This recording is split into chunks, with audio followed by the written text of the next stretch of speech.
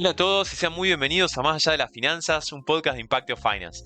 Mi nombre es Federico Orsi y en cada episodio vamos a explorar el mundo de las finanzas corporativas con una mirada profesional basada en datos, investigaciones y experiencias reales. Bueno, como este es el primer episodio de una serie de podcasts que esperemos dure muchísimos años, quiero dedicar primero unos minutos a contarles un poquitito acerca de qué va a tratar este espacio y quién soy yo.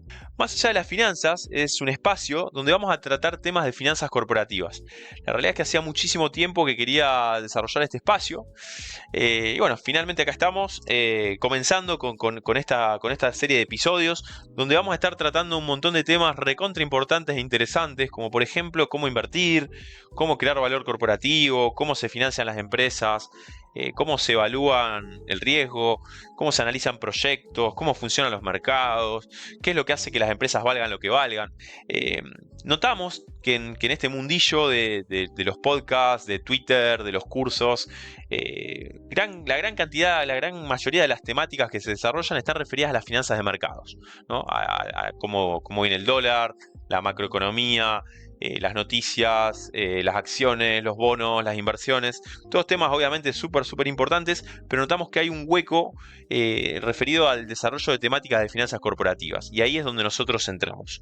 La idea que tenemos es armar episodios que sean claros, que sean entretenidos, divertidos, que sean rigurosos y profesionales, como si fuera una clase, ¿tá? Pero obviamente sin caer en el embole y el aburrimiento de muchas clases teóricas, ni tampoco dar conceptos sueltos, sino todo con un enfoque bien divertido, ameno, actualizado e interesante.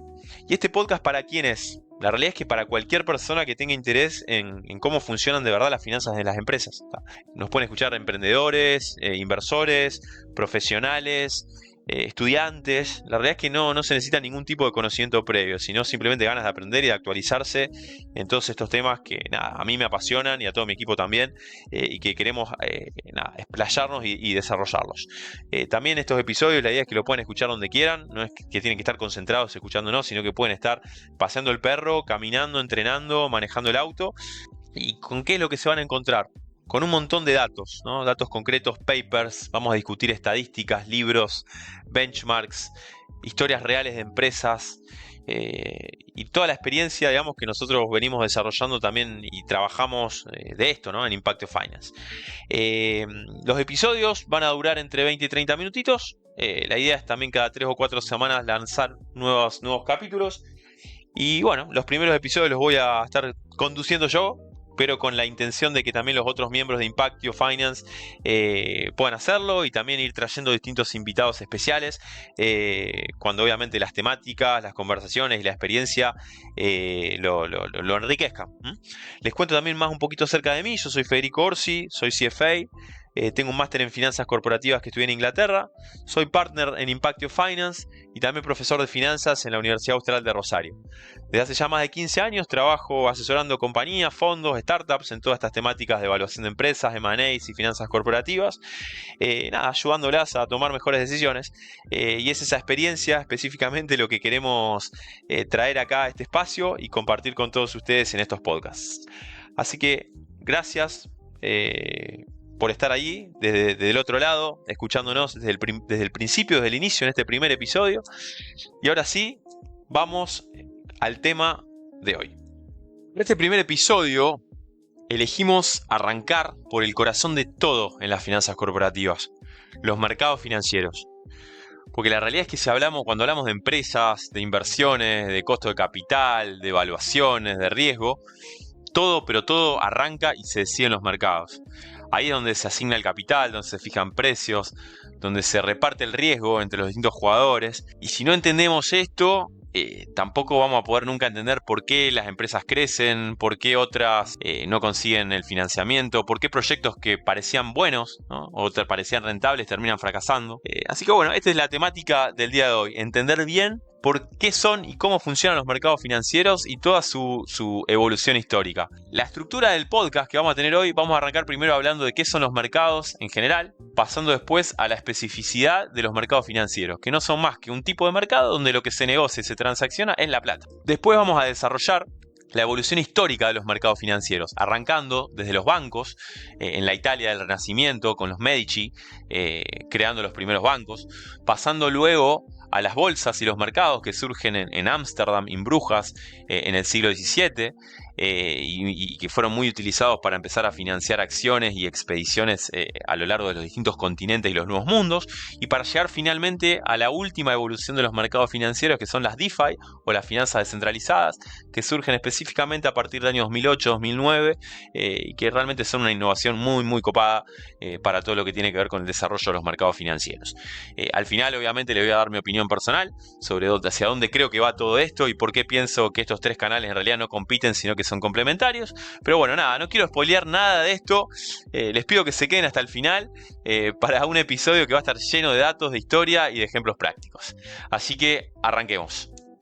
Vamos a arrancar primero dando un primer pantallazo un poquito más técnico, ¿no? Para hablar de qué es un mercado. Obviamente sin entrar en tantos tecnicismos, sino quiero que esto sea algo recontra entendible por cualquier persona. Y si damos una definición simple de lo que es un mercado no es más que un espacio, que obviamente puede ser físico o digital, teniendo en cuenta las últimas novedades, donde se intercambian bienes o derechos bajo reglas, ¿tá? Pensemos cualquier mercado, ¿no? Que se nos venga a la cabeza. Por ejemplo, un súper. Cualquiera de nosotros vamos al supermercado a comprar un producto y siempre en cualquier mercado siempre tenemos dos partes principalmente. Una parte que demanda algo y una parte que ofrece algo. Las unidades de la oferta y de la demanda. En el caso de un supermercado, por ejemplo, ¿quiénes serían los demandantes? Cualquiera de nosotros que nos vamos al supermercado a comprar comida, ¿no? Y en el caso de la oferta, tenemos obviamente el supermercado que nos ofrece un montón de productos y nosotros pagamos por los productos y ellos nos entregan los productos. Obviamente, en todo tipo de mercado, tienen que existir una serie de condiciones. Se hablan de que existen 5 condiciones básicas para que cualquier mercado funcione correctamente, ¿no? El primero, obviamente, es que haya participantes, es decir, tanto los compradores como los vendedores. También tiene que haber un objeto que se intercambie, es básico, ¿no? Puede ser un bien, puede ser un servicio, puede ser un derecho. Tiene que haber reglas de juego, eso es fundamental, porque obviamente si no hay reglas, como por ejemplo cómo se paga, cómo se fijan los precios, cómo se entrega el producto, puede dar lugar a muchas estafas, ¿no? O cuestiones medias grises, ¿no? Que pueden tener lugar. Tiene que haber también información disponible para que se puedan tomar decisiones y haya transparencia obviamente en las distintas transacciones, y tiene que haber algún mecanismo que generalmente es la confianza que permite el cumplimiento y la liquidación de los contratos, ¿tá? Todas estas condiciones es lo que hace que existan los mercados. Pero ahora bien, ¿qué mercados conocemos? Me imagino que a cualquiera de ustedes se le viene a la cabeza un montonazo de mercados. A mí, por ejemplo, se me viene... a mí me gusta mucho viajar. Y creo que el gran ejemplo de un mercado son los mercados de Dubái o los mercados del Gran Bazar de Estambul, en donde uno va y te ofrecen de todo. Y obviamente estamos tratando con gente de otras religiones, ¿no? Como son los musulmanes, donde, por ejemplo, en su cultura también el regateo es parte de su ADN. Entonces uno va, quiere comprar algo y oferta y ellos te bajan te suben el precio y te lo bajan y uno va negociando hasta acordar y cumplimentarse efectivamente la transacción. Pero más allá de estos zocos, ¿no? O de estos mercados que son bastante informales, ¿no? También tenemos un montón de otros mercados que pueden ser físicos o digitales, como dijimos antes, ¿no? Imaginémonos también, por ejemplo, los mercados de frutas o de verduras, como muchos de ustedes en sus ciudades tal vez tengan, cuando vas a comprar unas bananas, unos tomates en los mercados. También los mercados ganaderos, donde uno se compran y se venden, por ejemplo, vacas, caballos, carne, ¿no? Ni hablar tampoco de los mercados de granos, como en Argentina, por ejemplo, el mercado de soja, el mercado de los futuros, realmente tienen muchísima importancia. Y ni hablar también, desde hace ya muchísimos años, en este mundo de la internet y del desarrollo, tenemos un montón de tiendas digitales, o llamadas e-commerce, que son mercados digitales donde uno puede comprar y vender cualquier tipo de producto. Léase, por ejemplo, el famoso caso de Mercado Libre en Argentina, que obviamente surgió en Argentina al final de los años 90 y hoy es una de las empresas más valiosas de Latinoamérica, con un market cap superior a los 100 billones de dólares. Se convirtió en la empresa más valiosa de todo LATAM y obviamente se basó en otros ejemplos exitosos de e-commerce, como lo han sido eBay, y Amazon, que son otras tiendas de otros mercados, digamos, de productos en Estados Unidos, con Amazon, por ejemplo, hoy siendo una de las 5 empresas más valiosas del mundo, con un market cap superior a los 2 trillones de dólares a la fecha de este podcast. Pero bueno, todos estos mercados que estuvimos comentando recién, son todos mercados no financieros, ¿tá? Ahora vamos a hacer un doble clic y vamos ya a meternos en los mercados financieros, ¿tá? Los mercados financieros, ¿qué son? Son obviamente un subtipo de mercado, ¿tá? Las mismas condiciones que dijimos antes que hacen a un mercado, también hacen a los mercados financieros. Pero ¿cuál es la diferencia de un mercado financiero con un mercado general? Que el bien o el objeto que se transacciona es el dinero, es la plata. ¿tá? Y ese es, al final de cuentas, el objetivo de las finanzas. En finanzas nos ocupamos de la gestión de los flujos de fondos, la gestión del dinero. Con lo cual, en este tipo de mercados financieros, lo que se transacciona entre las distintas partes o participantes de los mercados es el dinero. En los mercados financieros se habla de que existen dos tipos de jugadores. Así como hablábamos de la demanda y la oferta, lo mismo aplica para los mercados financieros. Acá generalmente los llamamos como las unidades superavitarias, es decir, los que demandan, los que tienen un exceso de dinero y que por ende están buscando alternativas para invertir su capital. Y por otro lado tenemos las unidades deficitarias, ¿no? Que las unidades deficitarias son aquellos jugadores que necesitan financiamiento para llevar adelante cualquier proyecto, ¿no? Entonces los mercados financieros lo que hacen es unir a estas dos puntas. Entonces por un lado tenemos a las empresas, a los gobiernos, a las personas físicas, a los fondos, ¿no? Que necesitan dinero, es decir, que están con una necesidad de financiamiento, es decir, que son una unidad deficitaria, tienen demanda de fondeo. Y por otro lado tenemos a las unidades superavitarias, es decir, empresas, fondos, gobiernos, que tienen excedentes de dinero y están buscando alternativas para canalizar su dinero en alternativas de inversión. Lo que hacen los mercados es obviamente unir a estas dos puntas para poder canalizar la inversión hacia proyectos de capital y poder obviamente hacer que las economías sigan creciendo y desarrollándose. Los mercados financieros son claves, en mi opinión, para el desarrollo de cualquier economía. Porque obviamente te permiten asignar mejor el capital, gestionar el riesgo, crecer. Es decir, es algo que realmente todos los países, especialmente los latinoamericanos, necesitamos, ¿no? Un mayor desarrollo de los mercados financieros, obviamente sin caer en la especulación y en la timba, para nada, sino que acá estamos hablando de financiamiento e inversión para seguir creciendo y lograr el desarrollo que todos nosotros necesitamos. Los mercados financieros están muy buenos, muy divertido tratar de hacer un poquito de historia, ¿no? Porque realmente ha habido una evolución muy interesante, ¿no? Hasta donde hemos llegado hoy. Vamos a hablar de que los mercados financieros han pasado por 3 estadios, ¿tá? Primero, ¿cómo se unieron estas dos puntas, las unidades deficitarias y las superavitarias? La primera institución que los unió se llamó las finanzas indirectas. ¿Cuál fue el primer mercado?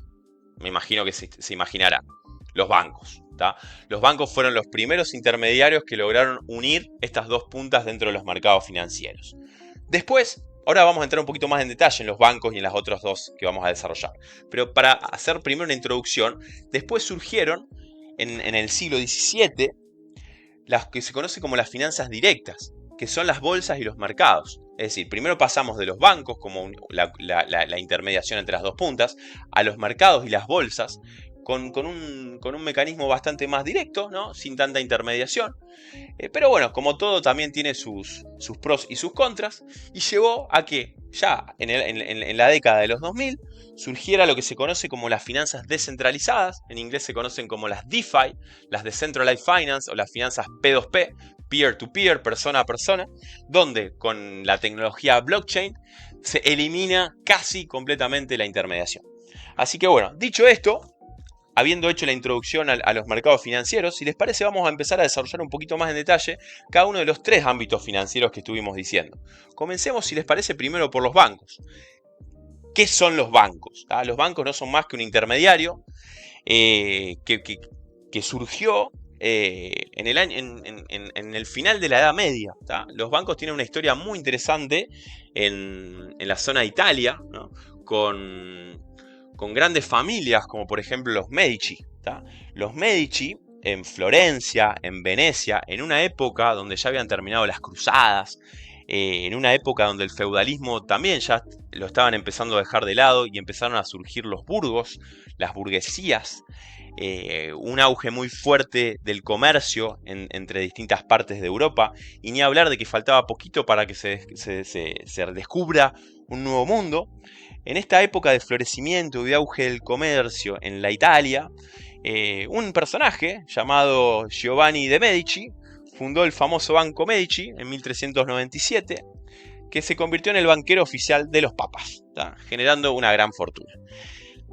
Con toda esta familia se empezó a desarrollar un nuevo jugador que lo que hacía era intermediar entre los jugadores, ¿no?, que tienen excedente de fondos y las jugadores que necesitan financiamiento. El negocio del banco es muy simple, ¿no? El banco recibe depósitos, como por ejemplo cualquiera de nosotros vamos y depositamos plata en el banco, hacemos un plazo fijo. El banco toma esos depósitos, ¿no?, y nos paga lo que se conoce como una tasa pasiva. ¿Y el banco qué hace? Se da media vuelta y da créditos a empresas, a otras personas, a una tasa que se llama la tasa activa, que obviamente la tasa activa es más alta que la tasa pasiva, y en este spread de tasas es como los bancos ganan plata. Pero bueno, los bancos tienen un modelo de negocio bastante discutible, ¿tá? Los bancos, hay un concepto que lo podemos desarrollar obviamente en alguno de los episodios de Más Allá de las Finanzas, que es el concepto de la creación del dinero, ¿tá? El multiplicador bancario. Muchas veces, por ejemplo, cuando hay corridas bancarias, ¿no?, como en Argentina en el año 2001 o en el 2008 en Estados Unidos con una crisis muy fuerte, si todas las personas o las empresas que tienen plata en el banco quieren ir a sacar sus depósitos, los bancos no tienen esa cantidad de plata. ¿Por qué? Porque el banco prestó ese dinero a otros, se multiplicó, se creó dinero de manera ficticia, y todo esto también conlleva bastantes discusiones. Hasta hay gente que habla de que los bancos no son más que un esquema Ponzi legalmente aceptado. Pero bueno, más allá de estas cuestiones, los bancos son uno de los motores más importantes de las economías. Hay bancos que son gigantes, ¿no? En el mundo actual los bancos más grandes y más conocidos son JP Morgan, Bank of America, Wells Fargo. También a lo largo de los últimos años, con el desarrollo de las nuevas tecnologías, surgieron un montón de fintech o neobancos, como es el caso por ejemplo de Nubank, un neobanco brasilero que vale más de 50 billions, Revolut, Wise. En Argentina, bueno, tenemos los bancos típicos como Banco Macro, Banco Galicia, y la realidad es que el sistema bancario es una entidad importantísima en el mundo, tiene una importancia sistémica para las economías, y sabemos que una caída, por ejemplo, de un banco puede generar una crisis o un efecto dominó en todo el mundo. Tenemos un montón de casos que han ocurrido. Mismo hace un ratito hablábamos de la crisis del 2008 de las hipotecas subprime en Estados Unidos, donde cayó un banco que se llamaba Lehman Brothers. Hay un montón de películas como The Big Short y demás que obviamente se las recomiendo para que lo miren, y mismo podemos desarrollar alguna temática o un capítulo sobre estos temas, porque realmente son súper importantes. Además, por ejemplo, en países en vías de desarrollo como es Argentina o como son países de Latinoamérica, cualquier empresa uno le pregunta, una empresa que tenga necesidad de financiamiento, y le preguntas, che, necesito que vayas a buscar dinero, o necesito financiamiento para un proyecto, ¿a quién le vas a golpear la puerta? Y la primera institución que se le viene a la cabeza son los bancos, ¿tá? En Latinoamérica domina el crédito bancario, es la primera opción a la hora de querer buscar financiamiento, ¿tá? Y esto ocurre muchísimo en todos los países donde no hay tanta confianza, ¿no? En países donde hay corrupción, en países donde hay un poquito de desconfianza en los mercados, generalmente los bancos son el sistema más sólido y más desarrollado a la hora de querer catalizar, digamos, y dinamitar el desarrollo de cualquier proyecto, ¿no? A diferencia, obviamente, de los mercados de capitales, que es lo que vamos a ver ahora, ¿no? Los bancos son buenísimos, pero nada, son un intermediario, y como todo intermediario agregan valor, pero obviamente agregan costo, ¿no? Dicho mal y dicho de forma graciosa, es un parásito, ¿no?, que está en el medio, que agrega costo, que obviamente agrega valor y presta sus servicios, tiene mucha importancia obviamente en el sistema, pero también agrega mucho costo. Por eso es que más tarde, en el desarrollo histórico y en la evolución de los mercados financieros, surgen los mercados de capitales. ¿Tá? Los mercados de capitales, que es este segundo escalón, digamos, de desarrollo de los mercados financieros, surgen para tratar de llevar el ahorro de los inversores, es decir, de las unidades superavitarias, de forma más directa a las empresas y gobiernos, ¿tá? Sin un banco en el medio. Haciendo un poquito de historia acerca de las bolsas y de los mercados, el primer antecedente que surge es en la ciudad de Brujas, ¿no? Los Países Bajos, ¿no? La actual Holanda, fue el país, digamos, donde surge todas las finanzas modernas. En la ciudad de Brujas es donde nace inicialmente la idea de lo que es una bolsa, ¿tá? Tratemos de ubicarnos en el contexto del siglo XV, ¿no? Del siglo XVI, donde había un montón de mercaderes, de cambistas, que trataban de financiar, por ejemplo, el comercio interoceánico. Ya Cristóbal Colón había descubierto América en 1492. Un montón de empresas, como por ejemplo la Compañía Neerlandesa de las Indias Orientales, trató de lanzar expediciones para tratar de conseguir nuevas tierras, ir en búsqueda de oro y un montón de nuevas expediciones. No solo Holanda, también tenemos en esta carrera colonialista, tenemos a España y Portugal, que obviamente fueron las pioneras, pero también a Francia, a Inglaterra y a Holanda. Y en la ciudad de Brujas había una familia, ¿no? Que se llamaba la familia Van der Beurs, de ahí sale la palabra Beurs, que es bolsa. Se juntaban ahí un montón de comerciantes y ahí cambiaban monedas, hacían acuerdos comerciales, empezaban como a hablar de lo que es un mercado, ¿tá? Un lugar organizado para encontrarse con otros a negociar, obviamente con normas, ¿tá? Yo recuerdo haber estado en Brujas hace muchos años y haber pasado por la casa en donde estaba y tiene un dibujo, una bolsa en la puerta. Pero no fue la primera bolsa en el sentido genérica, ¿no? Acá no se negociaban títulos o valores financieros como acciones o bonos. Eso hubo que esperar un poquitito más, pero también mismo en la ciudad de Ámsterdam, ¿tá? En Ámsterdam es donde nace el mercado accionario moderno. En 1602, esta misma compañía que les contaba antes, la neerlandesa de las Indias Orientales, emitió acciones y así apareció el primer mercado de capitales organizado, ¿tá? Donde la empresa emite acciones para financiar un proyecto y vienen inversores y compran esas acciones y después en los mercados secundarios pueden comprar y venderse las acciones entre distintos tipos de personas. Esto da liquidez, fija precios. Y la verdad que en este mundo del siglo XV-XVI, en donde florecía el comercio, donde se estaban descubriendo nuevas tierras, donde con el Renacimiento también hubo un montón de invenciones artísticas y científicas, también comenzaron las finanzas modernas, ¿tá? Comenzaron las bolsas y así se permitió financiar una expansión del comercio y un montón de expediciones a lo largo de los distintos continentes. Pero bueno, no todo fue color de rosa, ¿no? Porque acá estamos hablando de todo el desarrollo de la expansión, pero también hubo un montón de crisis. Por ejemplo, la primera crisis financiera de la historia se dio mismo en Alemania, en Holanda, ¿no? Que se fue la famosa crisis de los tulipanes, ¿no? En 1636, que va a ser temática de uno de los próximos episodios, así que no quiero darle muchos detalles de esto porque lo vamos a desarrollar muy en detalle en uno de los próximos episodios. También ahí se creó el primer mercado de futuros, pero bueno, hablando ya de los mercados de capitales y las bolsas, es importante contarles que las bolsas más grandes de todo el mundo, son las más conocidas, son obviamente la bolsa de Nueva York, el Nasdaq, que es uno de los mercados donde cotizan las empresas tecnológicas como Google, Amazon, Nvidia, Google, Facebook, Tesla, ¿no? Y después obviamente le siguen todas las grandes bolsas y mercados de Asia, como por ejemplo Shanghái, Tokio, Hong Kong y la India. En Argentina tenemos algunas bolsas también importantes, como es Bima, como es el MAB, MAE, Matbarrofex. Pero bueno, es un mercado todavía muy chiquitito a comparación de otros. Y como decíamos antes, en los países en vías de desarrollo, generalmente de estos dos escalones de desarrollo de los mercados financieros, tenemos a los bancos con mucho peso y a los mercados de capitales con un peso menor, ¿no? Pero en base a papers e investigaciones en los países desarrollados, no es que los países desarrollan más los mercados de capitales que los bancos. Al revés, se ve mediante las estadísticas en Europa y en Estados Unidos que aquellos países desarrollados tienen tanto el sistema bancario como el sistema de capitales ampliamente desarrollados. No es que uno es mejor que el otro, sino que los dos se desarrollan a la par.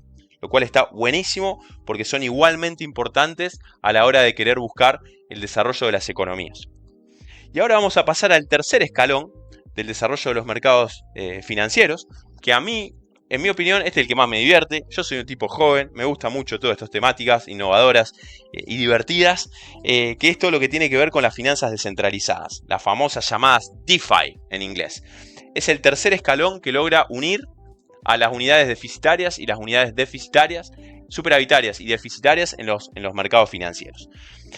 Una de las particularidades de todo lo que tiene que ver con las finanzas descentralizadas es que surgieron justo en el año 2008, en plena crisis de Wall Street, en plena crisis de los bancos, con bancos como Lehman Brothers, grandes intermediarios, cayendo. Una persona, que no se sabe si es un hombre, una mujer, un japonés, un equipo, ¿no?, llamado Satoshi Nakamoto, publicó en el año 2008 un paper en plena crisis donde publicó acerca del Bitcoin, ¿tá? Una criptomoneda, ¿no?, basada en una tecnología disruptiva que se llama el blockchain, que permite eliminar la intermediación. Después de eso, obviamente, esto siguió desarrollándose. El Bitcoin fue la primera y hoy sigue siendo obviamente la cripto con mayor dominancia en los mercados, pero fueron surgiendo un montonazo de otros desarrollos. Y las criptomonedas no son más que una de las tantas aplicaciones de lo que es la tecnología blockchain. Surgieron también los smart contracts con Ethereum y así también surge el DeFi, ¿no? El DeFi es la evolución de las finanzas indirectas del banco a las finanzas directas de los mercados de capitales, al tercer escalón, que son las finanzas completamente descentralizadas sin un intermediario. Esto también se conoce como finanzas P2P o peer-to-peer o persona a persona, donde no hay intermediarios y donde generalmente la confianza pasa por los códigos de programación. ¿Qué diferencia tiene lo que es el DeFi de las otras? Que no tiene horarios, ¿tá? Uno puede operar 24/7 con esta tecnología. Y una de las cosas que a mí más me gusta es que es a costos mínimos e inmediatos. Yo opero mucho con Bitcoin o con USDT, hay distintos tipos de monedas, ahora vamos a tocar algunos de estos temas también. Pero lo bueno es que uno puede mandar dinero de un país al otro en cuestión de segundos y con comisiones casi nulas. Cosa que casi es impensado, digamos, haciéndolo mediante bancos, donde obviamente uno tiene que firmar un montón de formularios, donde tarda un montón de tiempo y obviamente con costos asociados muchísimo mayores. Pero bueno, todo tiene también sus riesgos, sus pros y sus contras. También hay muchas estafas en todo lo que tiene que ver con esto, ¿no? Con las criptomonedas y las DeFi. Se dice que aproximadamente el 80% de las emisiones iniciales de coins, que se llaman los ICOs, ¿no?, Initial Coin Offerings, que es muy parecido a los IPOs, ¿no?, que es cuando alguien emite acciones por primera vez. Un ICO es una emisión inicial de coins. Muchas de estas son estafas. Hay que tener en cuenta que todavía la legislación está muy verde en toda esta temática, con lo cual, nada, se recomienda siempre, si uno va a meterse en esto, ser un poquito cauto, ¿tá? El mercado todavía es muy verde. Hay distintos tipos también de tokens y monedas. No todo es la volatilidad y la especulación que hay con muchas de las monedas. Por ejemplo, no sé, hay monedas como Dogecoin, que no es más que un meme de un perrito, que puede subir y va a caer de valor muchísimo. Mismo el Bitcoin, que puede subir y caer muchísimo. Pero también existen otras monedas que se conocen como los tokens estables, como el USDT, ¿no?, el USDC, que vendrían a ser un puente mucho más parecido, digamos, a lo que es el sistema financiero tradicional. Pero bueno, nada, yo creo que la industria esta del DeFi todavía está en mucho desarrollo. Todavía la penetración, digamos, de estas tecnologías todavía es muy baja. Por ejemplo, estadísticas dicen que no más que el 6-7% de la población opera con esto. Con lo cual yo creo que el día que efectivamente podamos ir a un kiosco a comprar un chicle o comprar un pasaje de avión y pagarlo con este tipo de tecnologías, creo que ahí la volatilidad actual que existe va a decrecer muchísimo y por eso hoy cualquier ballena o cualquier jugador con muchísimos millones o billones de dólares es capaz de mover los mercados de un coletazo. Pero bueno, ojalá que esto se vaya desarrollando cada vez más y podamos seguir, digamos, desarrollando los mercados financieros. En mi opinión, Y ya cerrando un poquitito el episodio que tenemos, que estamos ya casi llegando a los 29 minutos. ¿Hacia dónde va todo esto? ¿No? ¿Hacia dónde van los mercados financieros? No tengo ninguna duda, y por eso fue la temática que escogimos para este primer episodio, que los mercados financieros son claves para el desarrollo de las economías. Los mercados te permiten asignar capitales, te permiten fijar precios, te permiten gestionar riesgos, te permiten crecer. Los mercados financieros no cambiaron, ¿no? La razón de ser de los mercados no cambiaron en los últimos 400 años. Desde que surgieron los bancos hasta las finanzas descentralizadas que tenemos hoy, los mercados financieros surgen para que el capital siempre encuentre los mejores proyectos posibles. Y en mi opinión personal, y después de haber dicho todo este desarrollo conceptual, yo no creo que haya una guerra entre los bancos, las bolsas y las DeFi. Yo pienso que esto se trata de un menú de opciones. Esto es un menú creciente de herramientas financieras.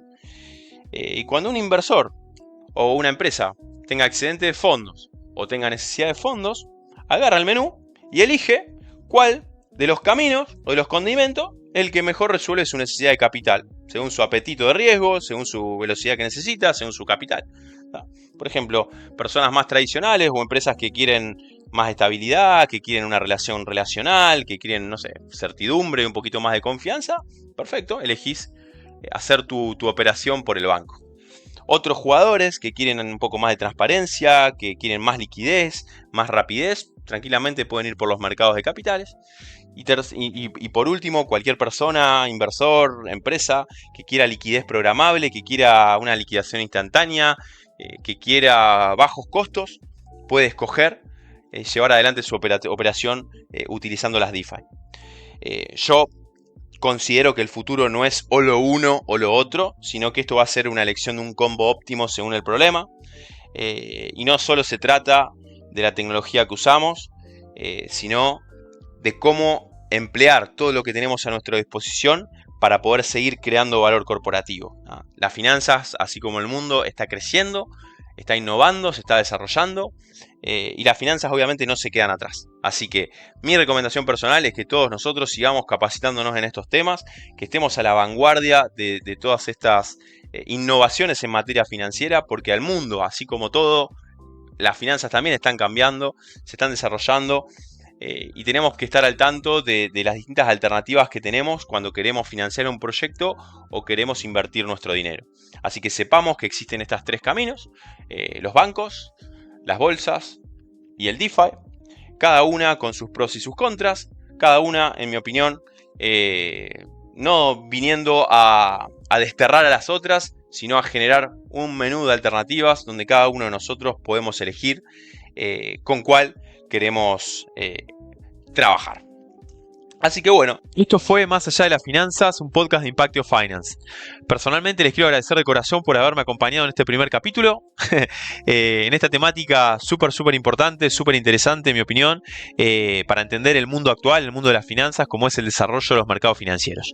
Espero que hayan disfrutado del espacio, espero que hayan aprendido algo. Espero que no se hayan aburrido. De a poquito iré mejorando. La verdad que no es para nada fácil grabar este tipo de espacios. Pero la verdad que disfruté muchísimo y estoy muy contento de haber podido arrancar finalmente con este proyecto. Les quiero también hacer llegar una invitación final. Si realmente les gustó el contenido, si les parece que está copado todo lo que estamos desarrollando, nos pueden seguir en Spotify y en YouTube, que son los dos espacios donde vamos a estar posteando todos nuestros episodios. También pueden dejar su comentario dentro del episodio. Así nuestro espacio también empieza a crecer y llegar a cada vez más gente que está interesados en estas temáticas de finanzas corporativas. Pueden encontrar también más material y contactarnos en nuestras redes sociales, en LinkedIn y en Twitter, ya sea buscándonos como Impactio Finance o como Federico Orsi. Y también, por último, pueden ver que en la descripción de los episodios, del episodio de G, dejamos un link a un Google Forms donde nos pueden contactar y nos pueden sugerir cualquier otro tema, cualquier caso, artículo, entrevista que les parezca que pueda estar buenísima considerar para desarrollar en próximos episodios. Así que bueno, les mando un saludo muy fuerte a todos y nos volvemos a encontrar en un próximo episodio para seguir explorando juntos el mundo de las finanzas y las decisiones corporativas. Hasta la próxima.